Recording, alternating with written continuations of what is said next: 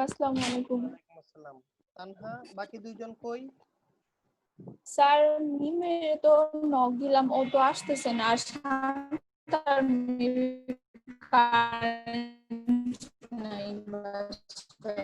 সকাল থেকে খবর আছে, কারেন্ট নাই, খবর নেই। তো মোবাইলেও তারা অ্যাটেন্ড করতে পারে। এখন তো মোবাইলে কি ডেটা কিনা যায় না? হ্যাঁ হ্যাঁ স্যার যায়। ও মোবাইল কিনতেছে, আমি সে বলতে পারতেছি না, আমি তো জিজ্ঞেস করতেছি। আচ্ছা, আর মিমের? মিম স্যার ও তো অনলাইনে নাই, আমি ওকে একটা কল দিই। দেন, একটা ফোন দেন, আচ্ছা একটা ফোন দেন। জি স্যার।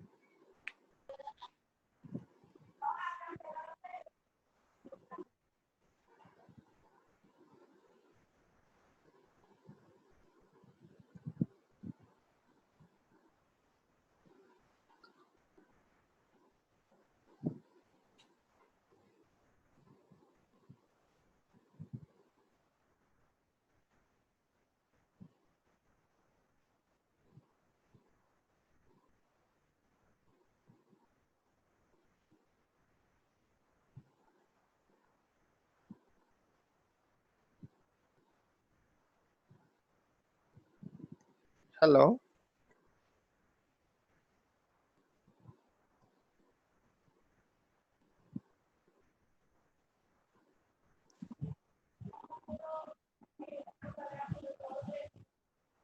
স্যার বলছি আসতেছে। ওকে।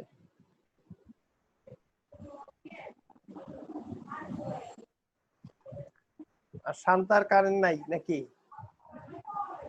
জি স্যার, আমি ওকে বলছি এমবি কেনার কথা। ইলেকট্রিসিটি মোবাইল প্রবলেম ডাটা একটা, ইলেকট্রিসিটি প্রবলেমটা একটা প্রবলেমই এটা আসলে। হ্যাঁ স্যার, একবার গেলে এখন আবার আসতে চায় না, অনেক সময় নেই।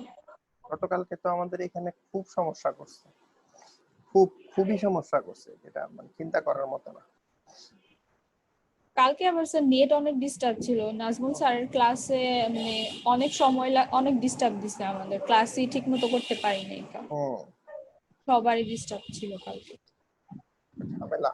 গতকালকে সারা নারায়ণগঞ্জে ইলেকট্রিসিটি প্রবলেম করছে, এবং যেই যে জায়গায় ইলেকট্রিসিটি প্রবলেম হয়েছে সব জায়গায় ওয়াইফাই এরও সমস্যা হয়েছে। হ্যাঁ, এই জন্যই মনে হয়। আমার এখানেও কালকে একটা ক্লাস আমি ঠিক মতো করাইতেই পারি নাই একদম বলতে গেলে।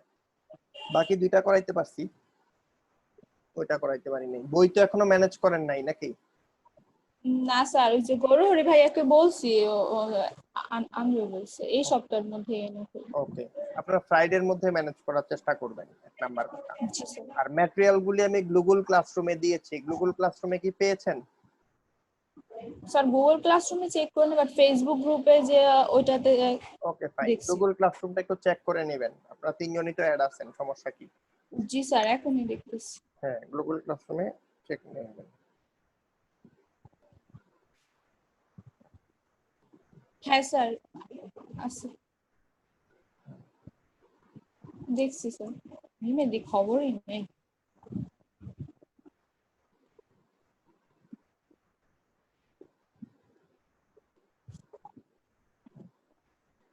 ওকে, গেল। আমি কি শুরু করব? মিমের জন্য আরো স্যার 5 মিনিট ওয়েট করব? মিম মেবি আইসা পড়বো, আরে 2 মিনিট দেখি। একা একা আমি না না, ঠিক আছে, ঠিক আছে। আপনাদের বাসাটা মাছদাইর কোথায় বেটা? স্যার ছোট কবরস্থান। মাছদাইর ছোট কবরস্থান। আপনার বাবা যে মসজিদে মুয়াজ্জিনের দায়িত্ব পালন করতেন, উনি কি এখনো আছেন ওই মসজিদে? জি স্যার, ছোট এখানে আছে। কবরস্থানের পাশেই? হ্যাঁ, ওইটা হইতেছে বাইতুল মামুর জামে মসজিদ, একটু ওই সাইডে, আরেক সাইড। বাইতুল মামুর জামে মসজিদ। আচ্ছা ঠিক আছে। আমাদের এখানেও একটা বাইতুল মামুর জামে মসজিদ আছে স্টেডিয়ামের পাশে।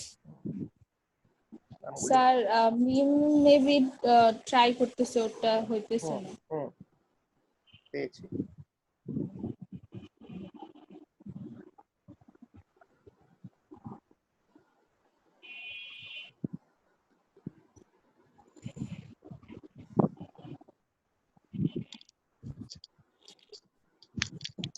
আসসালামু আলাইকুম স্যার। ওয়ালাইকুম আসসালাম। মিম দেরি কেন? স্যার আমার এমবি কানেক্ট হইতাছিল না, আর ওয়াইফাই টা ডিস্টার্ব দিতেছিল, তো রাউটার আবার রিবুট করে হুম হুম। দেন আসলাম, এই যে ওয়াইফাই দিয়ে আসলাম। আচ্ছা, আমি একটু স্ক্রিন শেয়ারিং এ যায় দেখি যে আমার স্ক্রিন শেয়ারিংটা বোঝা যায় কিনা, সরাসরি আমি এখান থেকে আসতে পারি কিনা। দেখেন তো দেখা যায় কিনা। জি স্যার, দেখা জি যায়। স্যার, দেখা যায়। বইটা দেখা যায় না? ও এটা তো জি সবচেয়ে স্যার। সুন্দর, সবচেয়ে সুন্দর, ঠিক না? জি জি স্যার। স্যার। আরে এটা এত সুন্দর হবে এটা তো আমি বুঝতে পারি নাই।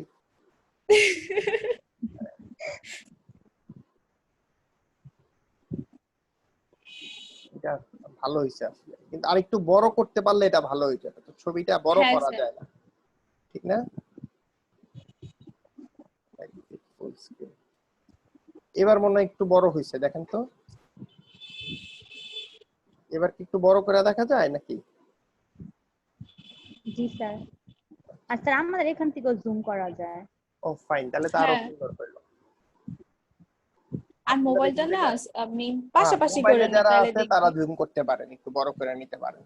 আচ্ছা খেয়াল করে দেখেন, আমাদের প্রথম চ্যাপ্টারটা ছিল হচ্ছে chapter 1 real state investment basic legal rights concept, ঠিক না? জি sir. Basic legal rights concept. একটু চ্যাপ্টার পেজ নাম্বার 2 তে চলে আসেন। এটা চ্যাপ্টার 1 এ আছে, পেজ নাম্বার 2 থেকে হচ্ছে ডিসকাশন শুরু হয়েছে। পেজ নাম্বার 2 এর আমাদের প্রথম কনসেপ্টটা ছিল প্রপার্টি রাইটস এন্ড স্টেটস, ঠিক না? দেখা গিয়েছে? জি স্যার। জি আচ্ছা স্যার। এখন একটু খেয়াল করে দেখেন, তারা এখানে একটা কথা বলছে যে যখন আমরা রিয়েল স্টেট শব্দটা ব্যবহার করি, আমাদের কোর্সের নাম কি রিয়েল স্টেট, ঠিক না? রেজিস্টার্ড। রিয়েল জি sir. Estate and real estate finance and investment. Real estate financing কিভাবে করব এবং ইনভেস্টমেন্ট কিভাবে করব। এখন ফাইন্যান্সিং এন্ড ইনভেস্টমেন্ট এটা তো আমরা বুঝি, এটা আমরা পড়ে আসছি অন্যান্য কোর্সে, কিন্তু রিয়েল স্টেট জিনিসটা কি এটা হচ্ছে আমার জন্য একটু জানা দরকার। রিয়েল স্টেট কথাটা অর্থ হচ্ছে, রিয়েল স্টেট বলতে ওই সমস্ত অ্যাসেটকে বোঝায় যেগুলি হচ্ছে ইমুভেবল, যেগুলিকে মুভমেন্ট করা যায় না। কথা কি বুঝাতে পারলাম? মুভমেন্ট করা যায় না। যেগুলিকে মুভমেন্ট করা যায় না, যেগুলিকে আমরা ফিক্সড অ্যাসেট বলি, আপনার বাড়ি, আপনার জমি, এগুলিকে আপনি মুভমেন্ট করতে পারবেন না। তার মানে অ্যাসেটকে দুই ভাগে ভাগ করা হচ্ছে, একটা হচ্ছে মুভেবল অ্যাসেট, একটা হচ্ছে আনমুভেবল অ্যাসেট বা ইমুভেবল অ্যাসেট।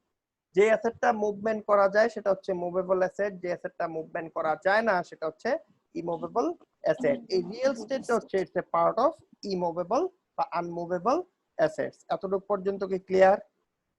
জি স্যার। আচ্ছা এতটুকু পর্যন্ত যদি ক্লিয়ার হয়, এবার একটু খেয়াল করে দেখেন, যখন আপনি একটা রিয়েল স্টেট ওনার হিসেবে বা একটা রিয়েল স্টেট প্রপার্টি হিসেবে কোনো কিছুকে কনসিডার করেন, তখন একটা জিনিস ধরা হয় যে আপনার ওনারশিপ রাইটস থাকতে হবে। আপনাকে কি রাইটস থাকতে হবে? Ownership ownership rights rights. থাকতে হবে। তার মানে ownership rights is an important word for the real estate properties. কি বললাম? That word ownership is an important word, or the word ownership is important for any real estate properties। কথা কি বোঝা গিয়েছে? এখন প্রপার্টিজ গুলিও আবার দুই ধরনের হইতে পারে, একটা হচ্ছে পার্সোনাল প্রপার্টিজ, একটা হচ্ছে ownership properties, sorry real estate properties. Personal properties হচ্ছে সমস্ত মুভেবল প্রপার্টিজ গুলি যেগুলি আছে বা মুভেবল অ্যাসেট গুলি আছে, ওই সমস্ত আপনি অ্যাসেট গুলি যদি আপনি ওনার হন তাহলে সেই প্রপার্টি গুলিকে আমরা বলি পার্সোনাল প্রপার্টিজ। আর যেগুলি আনমুভেবল বা ইমুভেবল সেগুলিকে আমরা বলতেছি রিয়েল স্টেট, সেই সমস্ত প্রপার্টিজ গুলিকে আমরা বলি রিয়েল স্টেট প্রপার্টিজ। এতটুকু পর্যন্ত কি ক্লিয়ার? তাহলে প্রপার্টিজ কয় ধরনের বললাম? দুই ধরনের, একটা হচ্ছে পার্সোনাল প্রপার্টিজ আর একটা কি প্রপার্টিজ? একটা পার্সোনাল প্রপার্টিজ আর একটা কি properties? Real estate properties. Real estate. Asset কয় ধরনের? দুই ধরনের, একটা মুভেবল একটা হচ্ছে আনমুভেবল। রিয়েল স্টেট কোন ধরনের অ্যাসেট? আনমুভেবল বা ইমুভেবল। কি বোঝা গেছে? এতটুকু পর্যন্ত কি বোঝা গেছে? আচ্ছা এবার জি sir.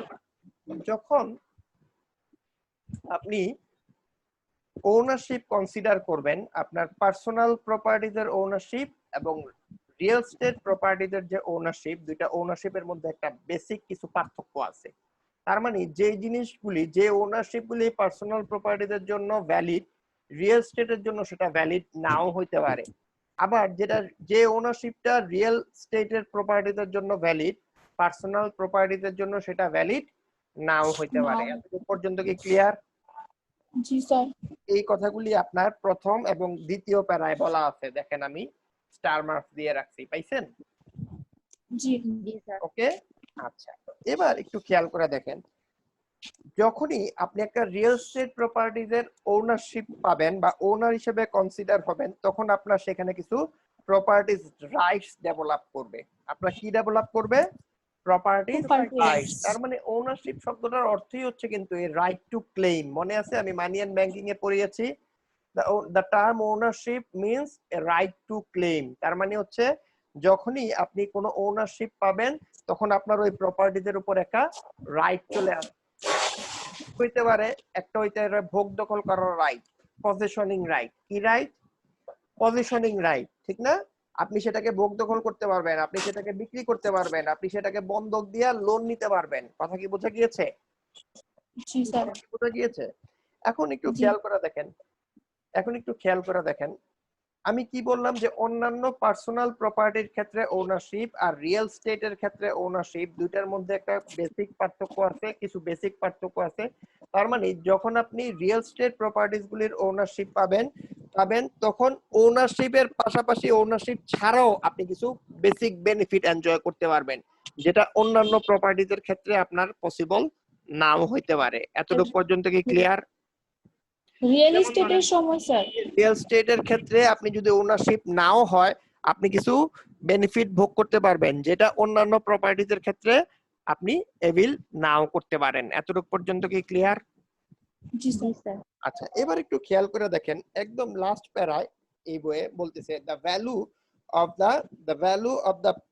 of a particular parcel is of a real estate can be viewed as the total price of individuals are willing to pay। মনে আছে আপনারা এই স্টক ভ্যালুয়েশন, বন্ড ভ্যালুয়েশন এই জিনিসগুলি পড়েছিলেন, ইন্ট্রিনসিক জি ভ্যালু বের স্যার। করিয়েছিলাম।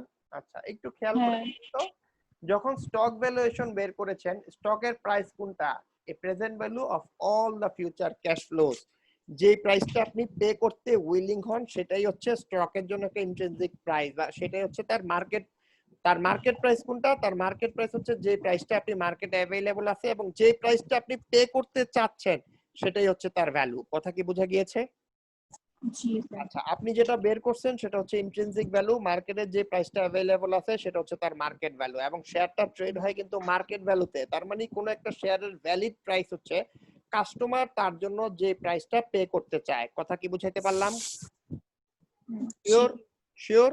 আচ্ছা এখন আপনি যখন রিয়েল এস্টেট কে কনসিডার করবেন, রিয়েল এস্টেটের ভ্যালু হচ্ছে কোন একটা পার্টিকুলার প্রপার্টির জন্য আপনি যে প্রাইসটা পে করতে চান সেটাই হচ্ছে তার ভ্যালু। কথা কি বুঝাইতে পারলাম? না স্যার।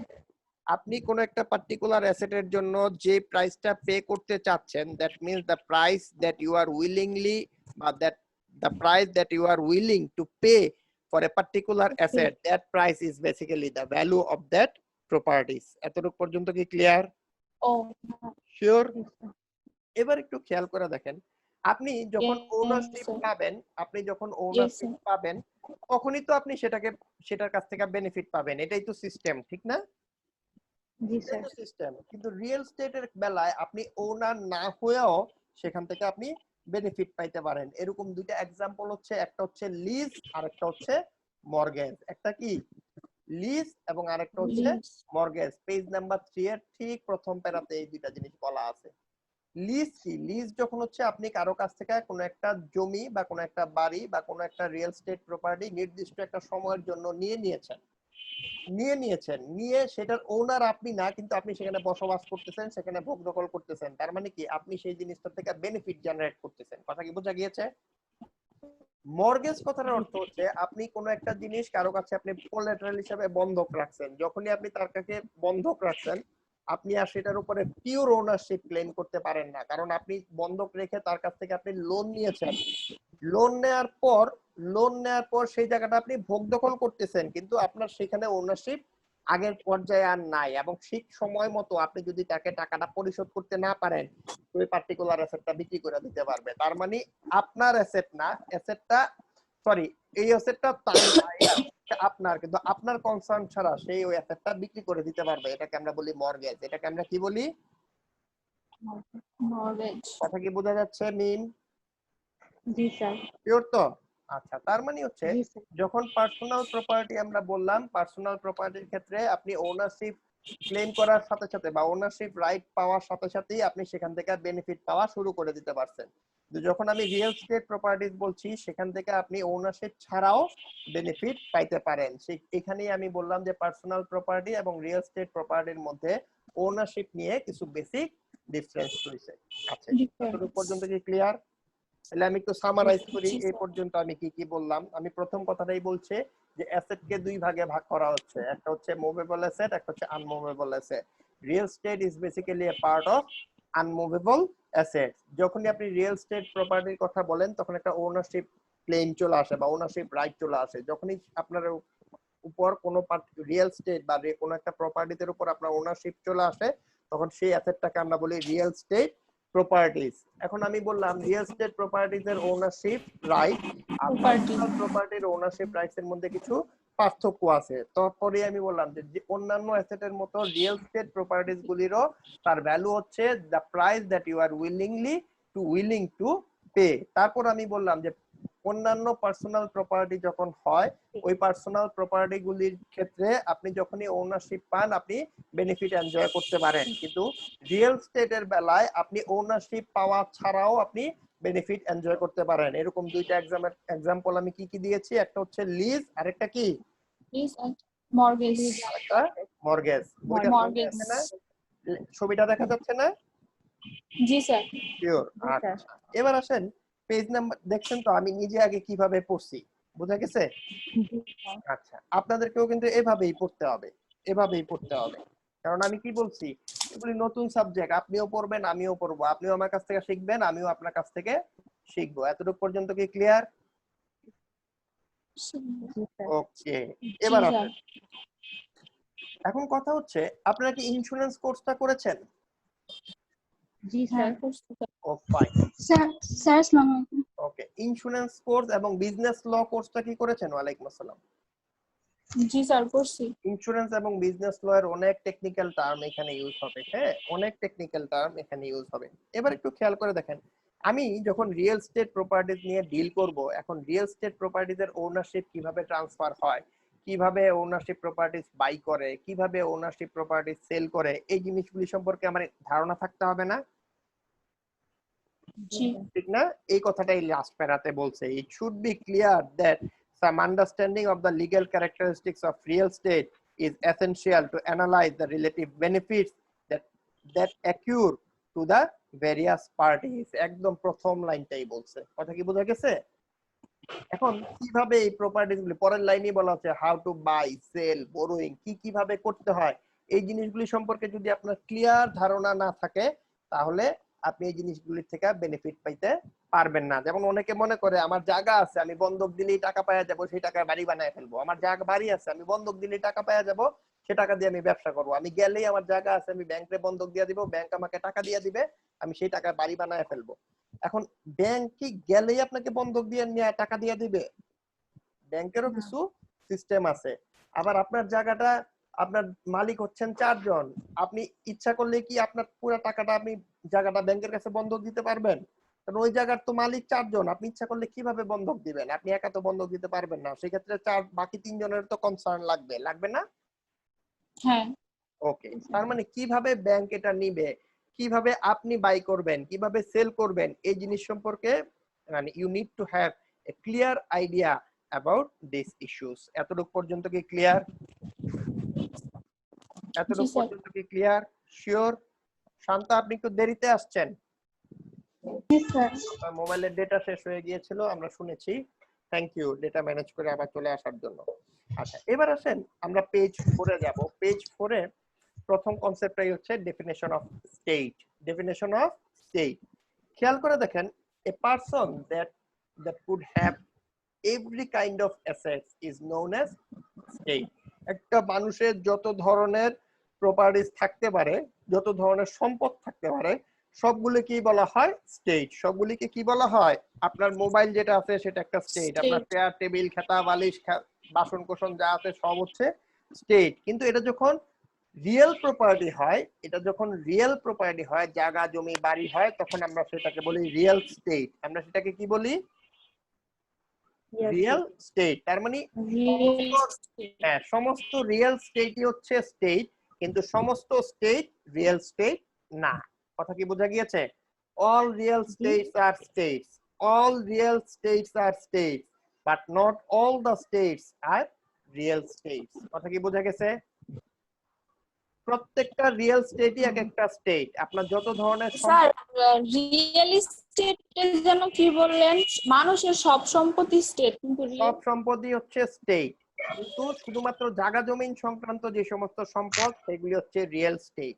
তার মানে রিয়েল স্টেটও একটা স্টেট, কিন্তু সমস্ত স্টেট রিয়েল স্টেট না। স্যার স্যার রিয়েল এস্টেট ফাইন্যান্সটা এটা কি বলে ফেলছে? হ্যাঁ বলে ফেলছি। রেকর্ডিং আছে, তুই পরে দিই। হ্যাঁ রেকর্ডিং দিয়ে দিব, তো আপনি শুনতে পারবেন, সমস্যা নেই। এবার একটু খেয়াল করে দেখেন কিভাবে এই রিয়েল স্টেটের ওনারশিপ গুলি ডিফাইন করা হয়। এরকম কিছু ল, এটা ব্রিটিশ ল হিসেবে কনসিডার, ব্রিটিশ ল ফলো করা হয়। তার মানে জায়গা জমিন সংক্রান্ত এই সমস্ত মালিকানাধীন নিয়ে যে সমস্ত আইন হইছে, এটা সবচেয়ে প্রথম ব্রিটিশরা বের করছে, এবং তারা ওই সময় যে আইন প্রচলন করে দিয়ে গেছে, বিশ্বের প্রায় বেশিরভাগ দেশগুলিতে ওই আইনটা ভিত্তিতেই জায়গা জমিনের ট্রানজাকশন বা লেনদেন হচ্ছে, ওনারশিপ ট্রান্সফার হচ্ছে। কথা কি বোঝা গিয়েছে?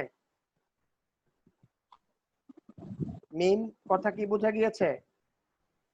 মিম মিম মিম, কথা কি বোঝা গিয়েছে? শান্তা,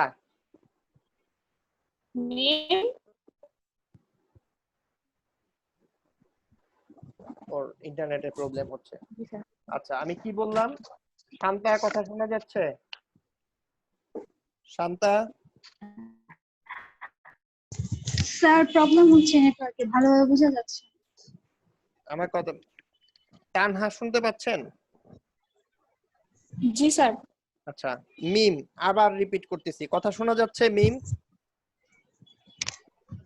মিম, কথা শোনা যাচ্ছে? শান্তা, জি স্যার এখন শোনা যায়। আচ্ছা বললাম যে জায়গা জমিন সংক্রান্ত বা রিয়েল স্টেট প্রপার্টিজ রিলেটেড যত ওনারশিপ অ্যাক্ট গুলি আছে, বা এই সম্পর্কে প্রথম কনসেপ্ট, এই ওনারশিপ কনসেপ্ট গুলি নিয়ে কাজ শুরু করছে হচ্ছে ব্রিটিশরা। তখন তারা যে আইনটা প্রচলন করে দিয়ে গেছে, বিশ্বের বেশিরভাগ দেশেই এখনো সেই আইনটাই ফলো করা হয়।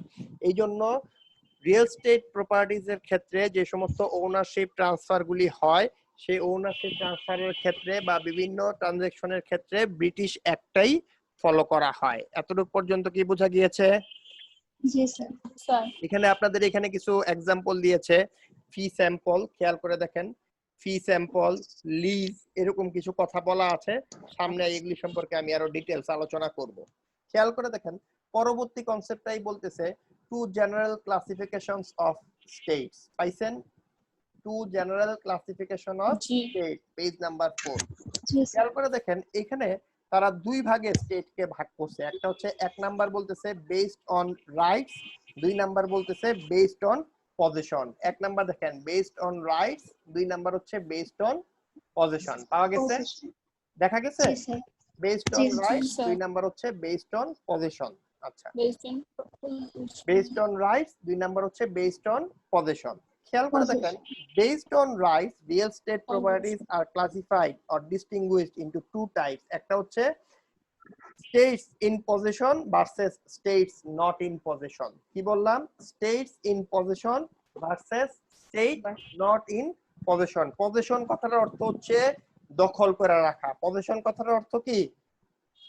দখল করে রাখা। দেখবেন যে জায়গা জমিনের ক্ষেত্রে এই কথাটা বলে যে আমি পজিশনে আছি। পজিশনে কে আছে? পজিশনে আমি আছি, দখলে আমি আছি। পজিশন শব্দের অর্থ হচ্ছে দখলে থাকা। কথা কি বোঝা গিয়েছে? পজিশন শব্দের অর্থ কি? দখলে। দখলে থাকা। এবার একটু খেয়াল করে দেখেন, দখলে থাকা। তার মানে হচ্ছে বেসড অন রাইট দুই ভাগে ভাগ করা হয়েছে, একটা হচ্ছে states in position versus states not in position. তার মানে একটা পক্ষ এই মুহূর্তে যে পজিশনে আছে, তার মানে যে কারেন্ট পজিশনে আছে সেটাকে বলা হয় স্টেটস ইন পজিশন। কি বললাম? যে পক্ষটা এই মুহূর্তে পজিশনে আছে তাকে আমি কি বললাম? States in position. আর যেই লোকটা এই মুহূর্তে পজিশনে নাই, সে ইন ফিউচারে পজিশনে আসবে, সেটাকে আমরা বলি estates not in possession or future possession. কি বলি? Estates not in possession or Not in future, position. হ্যাঁ, or Future position. Future possession or future possessionary interest in property. আবার কি বলি, কোন কোন জায়গায় বলা হচ্ছে future possessionary interest in property. কথা কি বোঝা গিয়েছে? কথা কি বোঝা গিয়েছে? জি স্যার।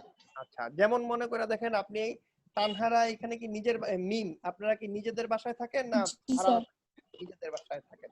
খেয়াল করে দেখেন, আপনি আপনার নিজের বাসায় আছেন, তার মানে কি you are in current position, আপনি এই মুহূর্তে ভোগ দখল করে আছেন, ঠিক আছে? এখন মনে করেন এই শান্তার নতুন বিয়ে হয়েছে না? শান্তা, না স্যার। কার যেন ছবি দেখলাম বিয়ে হয়েছে, শান্তার না নাকি? না, বিয়ে হয়নি স্যার। আচ্ছা স্যার, এঙ্গেজমেন্ট হয়েছে নাকি? জি স্যার। এঙ্গেজমেন্ট হয়েছে, কার যেন একটা ছবি দেখলাম, তাহলে আপনার না? আচ্ছা আচ্ছা। স্যার আমার এটা ক্যান্সেল হয়ে গেছে। স্যার সামিয়ার বিয়ে হয়েছে। কার? সামিয়ার, আমাদের ব্যাচের। আচ্ছা, শান্তার সামিয়া। না। সাপোজ সামিয়ার বিয়ে হয়েছে, এখন সামিয়া আর সামিয়ার হাজবেন্ড মিলে রূপায়ণে একটা ফ্ল্যাট বুকিং দিয়েছে, একটা ফ্ল্যাট বুকিং দিয়েছে। কথা কি বোঝা যাচ্ছে শান্তা? জি স্যার। জি স্যার। আচ্ছা, ফ্ল্যাট বুকিং দিছে, এই ফ্ল্যাটের দাম হচ্ছে 30 লাখ টাকা। কত লাখ টাকা? 30 লাখ টাকা। 30 লাখ টাকার ভিতরে তারা 3 লাখ টাকা বুকিং মানি দিছে, আর প্রতি মাসে মাসে 1 লক্ষ টাকা দিবে। তার মানে 27 মাস পরে বাকি টাকাটা যখন পে হবে, তারপর 28 মাসের সময় যায় সেই ফ্ল্যাটে উঠবে। তাহলে সেই ফ্ল্যাটে কি সে কারেন্ট পজিশনে আছে? না, ফিউচার পজিশনে। তার মানে সে হচ্ছে ফিউচার পজিশন। বোঝা গেছে পজিশন, স্টেটস ইন পজিশন আর স্টেটস নট ইন পজিশন কি বোঝা গিয়েছে মা? শান্তা, শান্তা? জি স্যার। না স্যার, আমি বুঝতে পারি নাই, আমি শুনি নাই স্যার, আমার নেট চলে গেছিল। আচ্ছা ঠিক আছে ভাই রে ভাই, অনলাইন ক্লাস পয়সা পুরা উসুল করায় দে। হ্যাঁ ঠিক আছে, বুঝতে পারলাম। ঠিক আছে, এবার কি বললাম, একটা হচ্ছে স্টেটস ইন পজিশন, আপনি যেটা দখল করে আছেন সেটাকে বলা হয় স্টেটস ইন পজিশন। আর আপনি যেটা ফিউচার দখলে যাবেন সেটাকে বলা হয় ফিউচার কি, ফিউচার ইন্টারেস্ট ইন পজিশন বা ফিউচার পজিশন। আমি কি বললাম যে মিমরা এখন যে জায়গাটাতে আছে সেটা এখন তারা কারেন্ট পজিশনে আছে। আর সামিয়ার কথা যেটা বললাম যে রূপায়ণ এসে ফ্ল্যাট বুকিং দিছে, 28 মাস পরে যে আসে ফ্ল্যাটের পজিশন পাবে সেটাকে বলা হয় ফিউচার পজিশন। এবার আসেন 2 নাম্বার কথাটা বলতেছে বেসড অন পজিশন। পজিশনের উপরে আবার দুই ভাগে, এর আগেরটা বললাম বেসড অন রাইটস, 2 নাম্বারটা বলতেছে based on position. Based on position এটাকে আবার দুই ভাগে ভাগ করা হয়েছে, একটা হচ্ছে ফ্রি হোল্ড আর একটা হচ্ছে লিজ হোল্ড স্টেট। একটা হচ্ছে ফ্রি হোল্ড স্টেট, একটা হচ্ছে ফ্রি হোল্ড স্টেট আর একটা কি লিজ হোল্ড স্টেট। খেয়াল করে দেখেন, ফ্রি হোল্ড স্টেট এটা হচ্ছে টাইম লিমিটেশনের উপরে বেস করা। ফ্রি হোল্ড স্টেটটা হচ্ছে ইনডিফিনিট টাইমের জন্য আপনার ওনারশিপ, কি ইনডিফিনিট টাইমের জন্য আপনার ওনারশিপ। যেমন মিনদের যে বাড়িটা সেটা হচ্ছে ফ্রি হোল্ড স্টেট, তারা সারা জীবনের জন্য মালিক, আনলিমিটেড টাইমের জন্য মালিক, যে সে যতদিন পর্যন্ত এই বাড়ি বিক্রি না করবে, গভর্নমেন্ট যদি কোনোদিন বাড়ি না নিয়ে যায়, তাহলে সারা জীবনের জন্য এই বাড়ির মালিক হচ্ছে সে। কথা কি বোঝা গিয়েছে? কথা বোঝা গিয়েছে তানহা? আর লিজ হোল্ড হচ্ছে আপনি একটা নির্দিষ্ট সময়ের জন্য মালিকানা আপনার, আপনি যতদিনের জন্য লিজ নিয়েছেন আপনি ততদিনের জন্যই মালিক। যখনই লিজ পিরিয়ড শেষ হয়ে যাবে আপনি ততদিন পরে তখন আর আপনার কোনো মালিকানা থাকবে না। তার মানে ফ্রি হোল্ড স্টেটস হচ্ছে ইনডিফিনিট পিরিয়ড অফ লাইফ টাইমের জন্য আপনি ওনারশিপ পাইছেন, আরেকটা হচ্ছে লিজ হোল্ড স্টেট হচ্ছে আপনি একটা ডেফিনিট পিরিয়ডের জন্য ওনারশিপ পাইছেন। এতটুকু পর্যন্ত কি বোঝা গিয়েছে? জি স্যার। শিওর? শিওর তো? জি স্যার। ওকে, এরপরে দেখেন কিছু एग्जांपल দিয়েছে। এক number example of free hold state. পৃথিবীতে ফ্রি হোল্ড স্টেটের অনেক एग्जांपल আছে, সব যদি দেয় এই বইও জায়গা নেবে না। তবে তারা দুইটা एग्जांपल এর কথা এখানে বলছে, একটা হচ্ছে fee simple estate, fee simple estate আর একটা হচ্ছে লাইফ স্টেট। এক নাম্বার কি ফি স্যাম্পল স্টেট, হ্যাঁ, আর পরেরটা হচ্ছে লাইফ স্টেট। এই পৃষ্ঠায় ফি স্যাম্পল স্টেট আছে, পরবর্তী পেজে লাইফ স্টেট আছে, দেখা গিয়েছে? জি স্যার। জি স্যার। ওকে, এবার দেখেন ফি স্যাম্পল স্টেট কথাটার অর্থ হচ্ছে কি বলছে, fee simple estate also known as fee simple absolute estate is a free whole state that represents the most complete form of ownership of real state। তার মানে হচ্ছে কোন একটা স্টেটের আপনি যদি পূর্ণাঙ্গ মালিকানা হয়, কোন একটা স্টেটের আপনার যদি পূর্ণাঙ্গ মালিকানা হয়, তাহলে সেই স্টেটটাকে বলা হয় ফি সিম্পল স্টেট। আবারও বলতেছি, কোন একটা স্টেটের আপনার যদি পূর্ণাঙ্গ মালিকানা হয়, তাহলে সেই স্টেটটাকে আপনাকে বলা হয় ফি স্যাম্পল ফি সিম্পল স্টেট। এখন দেখেন, আপনি যখন পূর্ণাঙ্গ মালিকানা পাবেন কোন একটা রিয়েল স্টেট প্রপার্টিজ এর উপরে, আপনার যদি পূর্ণাঙ্গ মালিকানা থাকে, তাহলে সেই স্টেটের উপরে আপনার সমস্ত ধরনের লিগ্যাল রাইট ক্লেম করতে পারবেন, এটাই স্বাভাবিক, ঠিক না? জি স্যার। তার মানে সেই অ্যাসেটটা আপনি ভাড়া দিতে পারবেন, সেই অ্যাসেটটা আপনি বিক্রি করতে পারবেন, সেই অ্যাসেটটা বন্ধক দিয়ে আপনি লোন নিতে পারবেন, ঠিক না? সেই অ্যাসেটটা বন্ধক দিয়ে আপনি কি নিতে পারবেন? লোন নিতে পারবেন। তার মানে হচ্ছে ফি স্যাম্পল স্টেটটা হচ্ছে আপনার পূর্ণাঙ্গ মালিকানা আছে, এবং যেহেতু আপনার পূর্ণাঙ্গ মালিকানা আছে, আপনি যেভাবে ইচ্ছা আপনি সেই অ্যাসেটটাকে সেভাবেই ব্যবহার করতে পারবেন। শুধুমাত্র গভর্নমেন্ট যদি আপনাকে কোনো রেস্ট্রিকশন দেয়, সেই রেস্ট্রিকশনটা আপনাকে মানতে হবে। এই গভর্নমেন্ট রেস্ট্রিকশনের বাইরে আপনি যে কোনো ভাবে চান আপনি আপনার অ্যাসেটটাকে ব্যবহার করতে পারবেন। এতটুকু পর্যন্ত কি ক্লিয়ার? জি স্যার। শিওর? শান্তা, শান্তা, জি স্যার। তানহা, জি স্যার। মিম, জি জি স্যার। স্যার। বুঝে গেছে তো? ওকে, জি জি স্যার। স্যার। এবার আসেন লাইফ স্টেটস। লাইফ স্টেটস কথার অর্থ হচ্ছে আপনি ততদিন পর্যন্ত মালিকানা পাবেন যতদিন আপনি জীবিত আছেন। কথা কি বোঝা গিয়েছে? জি স্যার। যতদিন পর্যন্ত স্যার। আপনি জীবিত আছেন ততদিন পর্যন্ত আপনি মালিকানা পাবেন। যেমন ধরেন আপনার পিতার একটা সম্পত্তি আপনি ভোগ দখল করতেছেন। কথা কি বোঝা গিয়েছে? পিতা আপনার নামে বলছে যে স্যার যত, ওই পেজে তো গেলেন না। হ্যাঁ চলে যাচ্ছি, থ্যাংক ইউ। আচ্ছা, পেজ ইম্পর্টেন্ট আমার কথার চাইতে? না, আমি একটু দেখতেছিলাম সাথে সাথে এই ও জন্য। আচ্ছা, ঠিক আছে ঠিক আছে। আচ্ছা, খেয়াল করে দেখেন, ইটস গুড, আপনার দুই দিকে লার্নিং হচ্ছে, ইটস গুড, থ্যাংক ইউ।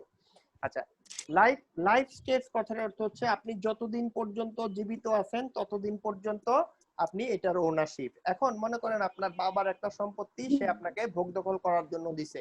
এখন ভোগ দখল করার জন্য যখন দিছে, বলে দিছে যে যতদিন পর্যন্ত তুমি বেঁচে আছো ততদিন পর্যন্ত এটার মালিক তুমি। এটাকে বলা হয় লাইফ স্টেট। তার মানে আপনার বাবার ওনারশিপ রাইটস আপনার চাইতে বেশি।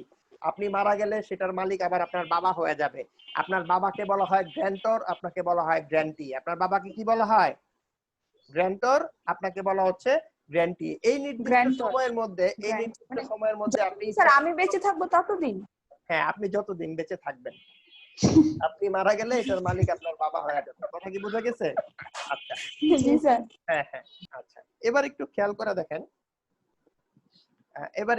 করে দেখেন, এটা অনেক সময় সুন্দর, এটা মানে অনেক সময় যারা বাবা মারা যায় তখন জায়গা বা সম্পত্তি স্ত্রীর নামে করে দেয়া যায়, বলে দেয়া যায় যে এই সম্পত্তি তুমি বিক্রি করতে পারবা না, হ্যাঁ এটা আমার সন্তান একটা নির্দিষ্ট সময় পরে মালিক হবে, এরকম অনেকে উইল করে দিয়ে যায়।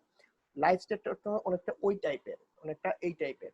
আচ্ছা, এখন কথা হচ্ছে আপনি ইচ্ছা করলে আপনি এই সম্পত্তি ভাড়া দিতে পারেন, ইচ্ছা করলে বিক্রিও করতে পারেন, কিন্তু বিক্রির সময় ওই যে লাইফ স্টেট কথাটা ছিল, তার মানে হচ্ছে ওই লোক যতদিন বেঁচে আছে, যে লোক কিনছে সে ততদিনই ভোগ গ্রহণ করতে পারবে। যখনই আগের লোকটা মারা গেল তখন আবার পূর্বের ওনারের কাছে চলে গেল। যেমন মনে করেন আমার বাবার সম্পদ আমি লাইফ স্টেট হিসাবে পাইছি, আপনার কাছে আমি এই সম্পদটা বিক্রি করে দিছি, আমি মারা যাওয়ার সাথে সাথে আপনার ওনারশিপও ক্যান্সেল হয়ে গেছে, তখন সম্পত্তির মালিক হয়ে যাবে আমার বাবা। কথা কি বোঝা গেছে? হ্যাঁ জি স্যার। কথা বোঝা গেছে তো? একদম সিম্পল এক্সাম্পল দিলে জিনিসগুলি বোঝা খুব ইজি। এবার আসেন আরেকটা এক্সাম্পল তারা দিয়েছে, সেটা হচ্ছে states not yet in possession. আপনার কথা হচ্ছে যে স্টেট আপনার পজেশনে নাই। যদি স্টেট আপনার পজেশনে না থাকে তাহলে সেটা কি ফিউচার স্টেটস? সেটা কি states? Future states, future states. আচ্ছা, এবার একটু খেয়াল করে দেখেন, যখনই সেটা ফিউচার স্টেটস হবে, এই ফিউচার স্টেটস গুলিকে আবার দুই ভাগে ভাগ করা হয়েছে, একটা হচ্ছে রিভার্সন আর একটা হচ্ছে রিমাইন্ডার, একটা কি রিভার্সন, একটা হচ্ছে রিভার্সন, আর একটা হচ্ছে রিমাইন্ডার। রিমাইন্ডার। খেয়াল করে দেখেন, আমার একটা জমি আমি ভাড়া দিছি বা আমার একটা ফ্ল্যাট আমি ভাড়া দিছি, যে ভাড়া দেয় তাকে বলা হয় গ্র্যান্টর, যে ভাড়া নেয় তাকে বলা হয় গ্র্যান্টি। যে ভাড়া দেয় তাকে বলা হয় গ্র্যান্টর, যে ভাড়া নেয় তাকে কি বলা হয়? যে ভাড়া দেয় তাকে বলা হয় গ্র্যান্টর, যে ভাড়া নেয় তাকে বলা হয় গ্র্যান্টি। কথা বোঝা গিয়েছে? তাকে কি বলা হয়? গ্র্যান্টি। এখন কার ওনারশিপ টাইটেল রাইটস বেশি, গ্র্যান্টরের না গ্র্যান্টির? কার রাইট বেশি? মিম গ্র্যান্টরের। আচ্ছা, শান্তা কার রাইট বেশি, রাইট কম কার?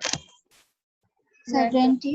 গ্র্যান্টির। আচ্ছা, এখন একটু খেয়াল করে দেখেন, আমি যতদিনের জন্য ভাড়া দিছি ততদিন পর্যন্ত এই অ্যাসেটটা ভোগ দখল করবে কে, গ্র্যান্টর না গ্র্যান্টি? গ্র্যান্টি। গ্র্যান্টি। তার মানে যখন গ্র্যান্টি এটা ছেড়ে দিবে তারপর আইসা গ্র্যান্টর এটাকে ভোগ দখল করতে পারবে। এই প্রসেসটাকে বলা হয় রিভার্সন। এই প্রসেসটাকে কি বলা হয়? ফ্যান্টাস্টিক। এবার একটু খেয়াল করে দেখেন, আমি হচ্ছে গ্র্যান্টর, আমি একজনকে জায়গা ভাড়া দিছি, সে আবার আরেকজনকে ভাড়া দিছে। মানে থার্ড পারসন এসে বসছে। ফ্যান্টাস্টিক। হ্যাঁ, এবার দেখেন, আমি তাকে ভাড়া দিছি 6 মাসের জন্য, সে আবার আরেকজনকে ভাড়া দিছে 5 মাসের জন্য। কথা কি বুঝা গেছে? তার মানে থার্ড পার্টির জন্য আমার গ্র্যান্টি কিন্তু গ্র্যান্টর, ঠিক না? হ্যাঁ থার্ড পার্টির জন্য গ্র্যান্টি কিন্তু গ্র্যান্টর। এবার একটু খেয়াল করে দেখেন তো, গ্র্যান্টর জায়গা ছাড়লেও কি আমি জায়গা পাবো? সরি, গ্র্যান্টি জায়গা ছাড়লেও কি আমি জায়গা পাবো? না, ওটা তো থার্ড পারসনের কাছে। ফ্যান্টাস্টিক। এই অংশটাকে বলা হয় রিমাইন্ডার। এই অংশটাকে কি বলা হয়? এই প্রসেসটাকে কি বলা হয়? তার মানে যখন রিভার্সন হবে তখন গ্র্যান্টির পরেই গ্র্যান্টর পাওয়া যাবে, কিন্তু যখন রিমাইন্ডার হবে তখন থার্ড পার্টি জায়গা ছাড়লে তারপর গ্র্যান্টি জায়গা ছাড়বে, তারপর গ্র্যান্টর জায়গা পাবে, সেটাকে কি বলা হয়? রিমাইন্ডার। ফ্যান্টাস্টিক। এবার আসেন, লিজ হোল্ড স্টেটটা কি? লিজ হোল্ড স্টেটটা কি? খেয়াল করে দেখেন, মূলত এটাকে দুই ভাগে ভাগ করা হয়েছে। যখন কোনো লিজ হয় এই লিজগুলিকে দুই ভাগে ভাগ করা হয়েছে, একটা হচ্ছে ফর ইয়ার্স আর একটা হচ্ছে ইয়ার টু ইয়ার। দেখেন আমি এখানে 1 2 দিয়ে রাখছি, পাইছেন? স্টেটস ফর ইয়ার আর একটা হচ্ছে স্টেটস ফর ইয়ার টু ইয়ার। পাওয়া গেছে? ইয়ার টু ইয়ার। G sir. তো এখন যদি দাগায় দাগায় পড়েন তখন আপনি সেকেন্ড টাইম যখন আপনি পড়বেন আপনার জন্য পড়তে খুব সোজা হবে। কথা বোঝা গিয়েছে? জি। আচ্ছা, এবার একটু আমরা স্টেটস ফর ইয়ারটা একটু পড়ি। Tenancy for term. Estates for year এটা সবচেয়ে বেশি ইউজ করা হয় টেনান্সের জন্য। টেনান্স কারা? যাদেরকে আমরা ভাড়াটিয়া বলি। কি বলি? ভাড়াটিয়া। ঠিক আছে, বাসা ভাড়ার জন্য বা বিভিন্ন ফ্যাক্টরি যখন ভাড়া দেয় তখন এই ফর্মুলাটা বা এই রুলসটা বেশিরভাগ ইউজ করা হয়, স্টেটস ফর ইয়ার্স। খেয়াল করে দেখেন, যখন স্টেটস ফর ইয়ার্স যখন বলছি তখন কি মনে হয় এটা বছরের জন্য ভাড়া দেওয়া হয়েছে, এরকম শুনতে মনে হয় না? হ্যাঁ, শুনতে মনে হয় না? কিন্তু জিনিসটা এরকম না। এই কথাটা বলা হয় states for a particular period. এটাকে কি বলা হয়? A particular period. এটা 1 মাসও হইতে পারে, 2 মাসও হইতে পারে, 15 দিনও হইতে পারে, 1 বছর হইতে পারে, 2 বছর হইতে পারে, 5 বছর হইতে পারে, 10 বছর হইতে পারে। কথা কি বোঝা গিয়েছে? জি স্যার। এবং লিজ সাধারণত 99 বছরের জন্য হয়। সর্বোচ্চ কত বছরের জন্য হয়? সাধারণত 99 বছরের জন্য হয়। আর বাসা ভাড়ার যেটা হয় সেটা এই কোনো একটা দোকান আপনি ভাড়া নিছেন, দোকান একটা ভাড়া নিছেন, সেটা 2 বছর, 4 বছর, 5 বছর, কোনোটা 6 মাসের জন্য হয়, ঠিক না? এখন দেখেন 2 বছর যখন আপনি নির্দিষ্ট একটা পিরিয়ডের জন্য নেন তখন ওই পিরিয়ডের জন্য আপনাকে একটা কন্ট্রাক্ট করতে হয় এবং এই কন্ট্রাক্টটা লিগ্যাল এবং সেটা রিটেন ফরম্যাটে করতে হয়। কন্ট্রাক্টটা কি ফরম্যাটে করতে হয়? লিগ্যাল কন্ট্রাক্ট এবং একটা রিটেন ফরম্যাটে করতে হয়। পরবর্তীতে যদি আপনি আবার রিনিউ করতে চান আপনাকে আবার নতুন করে রিটেন কন্ট্রাক্টে যেতে হবে। এতটুকু পর্যন্ত কি ক্লিয়ার? এতটুকু পর্যন্ত কি ক্লিয়ার? এবার আসেন, স্টেটস ফ্রম ইয়ার টু ইয়ার এই কথাটার অর্থ হচ্ছে পিরিয়ড টু পিরিয়ড। মনে করেন আপনি যখন বাসা ভাড়া দিয়েছেন তখন 1 মাসের জন্য বাসা ভাড়া কত সেটা বলে নেওয়া হয়েছে, ঠিক না? পরপর যদি দুই পক্ষই কোনো কিছু না বলে তখন সেটা প্রতি মাস শেষে অটোমেটিক্যালি রিনিউ হইতে থাকে, ঠিক না? অটোমেটিক্যালি রিনিউ হইতে থাকে। চেঞ্জ হয় কখন? বছর শেষে যখন বাড়িওয়ালা বলে যে সামনের মাস থেকে বাসা ভাড়া 500 টাকা বাড়বে, ইয়ার টু ইয়ার কথার অর্থ হচ্ছে পিরিয়ড টু পিরিয়ড। এটাকে আবার দেখেন আপনাদের বইয়ে বলা আছে পিরিয়ড টু পিরিয়ড। ফ্রম বলেন, শুনতেছি, বলেন কে বলতে চাইছিলেন? এটাকে বলা হয় পিরিয়ড টু পিরিয়ড। কি বলা হয়? Period to period. এতটুকু পর্যন্ত কি ক্লিয়ার? তার মানে এটা নির্দিষ্ট একটা পিরিয়ড থেকে আরেকটা পিরিয়ড পর্যন্ত হয়। এবার একটু খেয়াল করেন, যখন টেনেন্সি টার্ম ফর ইয়ারের জন্য যখন হইছে তখন এটা একটা নির্দিষ্ট সময়ের জন্য হইছে। স্যার বলেন বলেন। স্যার আমার কানেকশন চলে গেছিল, আমি বলি স্টেট ফর ইয়ার হইলো একটা নির্দিষ্ট সময়ের জন্য, হ্যাঁ আর ইয়ার্স টু ইয়ার্স হইলো লিজ, যেটা সাধারণত 99 বছরের জন্য হয়। হ্যাঁ ঠিক আছে। আচ্ছা আর বুঝি নাই, সেই বুঝি নাই। For year for year estate for year হচ্ছে নির্দিষ্ট একটা টাইমের জন্য, নির্দিষ্ট একটা টাইমের জন্য টাইমের হয়। হ্যাঁ। আর হ্যাঁ, ইয়ার টু ইয়ার এটা একটা লিগ্যাল লিজ। আর ইয়ার টু ইয়ার হচ্ছে period to period. Period to period কথা কি বুঝা গিয়েছে? এবার একটু দেখেন, ফর পার্টিকুলার ইয়ার এর আগে যেটা ছিল সেটা ছিল লিগ্যাল, একদম লিগ্যাল রিটেন ফরম্যাটে হয়। কিন্তু যখন আপনি পিরিয়ড টু পিরিয়ড বা ইয়ার টু ইয়ার করছেন সেই ক্ষেত্রে আপনার ওরাল কন্ট্রাক্টই যথেষ্ট। সেই ক্ষেত্রে কি দরকার? আপনার রিটেন কন্ট্রাক্টের দরকার নাই, ওরাল কন্ট্রাক্টই যথেষ্ট। যতক্ষণ পর্যন্ত কোন একটা পার্টিকুলার পার্টি আপনাকে এটাকে থামায় না দিবে ততক্ষণ পর্যন্ত এটা কন্টিনিউ করতেই থাকবে। এতটুকু পর্যন্ত কি ক্লিয়ার? যতক্ষণ পর্যন্ত একটা পার্টিকুলার পার্টি আপনাকে থামায় না দিবে ততক্ষণ পর্যন্ত সেটা কন্টিনিউ করতেই থাকবে। কথা কি বোঝা গিয়েছে? শিওর? শিওর তো? আচ্ছা এবার আসেন আমাদের পরবর্তী concept, interest, encumbrances and easement. খুব সহজ তিনটা কনসেপ্ট। ইন্টারেস্ট মানে কি? যে জিনিসের উপরে, যেমন আপনারা ইন্স্যুরেন্স কোর্স যখন করেছেন ইন্স্যুরেবল ইন্টারেস্ট নামে একটা কন্টেন্ট ছিল, কনসেপ্ট ছিল, পাইছেন না? যে আপনাকে যদি বেনিফিট পাইতে হয় সেই প্রোডাক্টের উপরে আপনার ইন্স্যুরেবল ইন্টারেস্ট থাকতে হবে, তার মানে আপনার কোনো থাকতে হবে। ঠিক এখানেও আপনাকে যদি কোনো একটা প্রপার্টি সেটার ওনারশিপ হইতে হয়, ওনারশিপ থাকে, তাহলে সেই প্রপার্টির উপরে আপনাকে একটা ইন্টারেস্ট থাকতে হবে। এখন যখনই আপনি অন্য কোনো পার্সোনাল প্রপার্টি আপনি বন্ধক দেন, সেই পার্সোনাল প্রপার্টি, সাপোজ আপনি স্বর্ণ বা আপনার কোনো পার্সোনাল প্রপার্টি আছে, এটা বন্ধক দিয়ে আপনি লোন নিবেন, তার মানে কি সেই স্বর্ণটা আপনি কারো কাছে রাইখা তারপর আপনি লোন নেন, সেই স্বর্ণটা কি আর তখন আপনি ব্যবহার করতে পারেন? সেই স্বর্ণটা কি আপনি আর ব্যবহার করতে পারেন? কোন একটা স্বর্ণ আমার কাছে বন্ধক রাখছেন, বন্ধক রাইখা লোন নিছেন, তখন এই লোন পরিশোধ না করে কি আপনি স্বর্ণটা ব্যবহার করতে পারেন? না। কিন্তু এটা যদি রিয়েল স্টেট হয়, আপনি বাড়ি বন্ধক দিয়ে লোন নিছেন, আপনি কিন্তু সেই বাড়িতে এখনো থাকতে পারতেছেন, ঠিক না? আচ্ছা, এটাকে বলা হয় এনকামব্রেন্সেস। এটাকে কি বলা হয়? এনকামব্রেন্সেস। স্যার এটা কি পরের পেজে? স্যার এটা কোথায়? এটা পরের পেজে। এই যে দেখেন, একদম সরি, এটা পরের পেজে পাইছেন, interest, encumbrances and statement, sorry easement পাইছেন।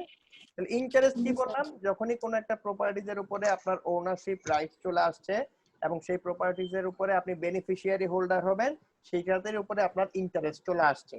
আর সেই প্রপার্টিজটা যখন আপনি ব্যাংকে বন্ধক দেওয়ার পরও, মর্গেজ দেওয়ার পরও আপনি যখন সেটাকে ব্যবহার করতে পারবেন তখন আমরা সেটাকে বলি এনকামব্রেন্সেস। কথা কি বুঝা গিয়েছে? এখন একটু চিন্তা করে দেখেন, স্বর্ণ আমার কাছে বন্ধক রাখছেন, স্বর্ণ আপনি ব্যবহার করতে পারতেছেন না। বাড়ি আমার কাছে বন্ধক রাখছেন, কিন্তু বাড়ি তো আপনি ঠিকই ব্যবহার করতে পারতেছেন। তাহলে আমার কাছে বন্ধক রাখছেন কি? আমার কাছে বন্ধক রাখছেন হচ্ছে বাড়ির জমি। আমার কাছে বন্ধক রাখছেন কি? বাড়ির জমি। ক্লাস শেষ হয়ে গেলে আমি আবার 10 মিনিট সময় নিব, 10 মিনিট সময় নিয়ে আমি আপনাদেরকে আবার লিংক দিব। এটা সেভ হইতে, রেকর্ড হইতে যতটুকু সময় লাগে, কথা বোঝা গিয়েছে?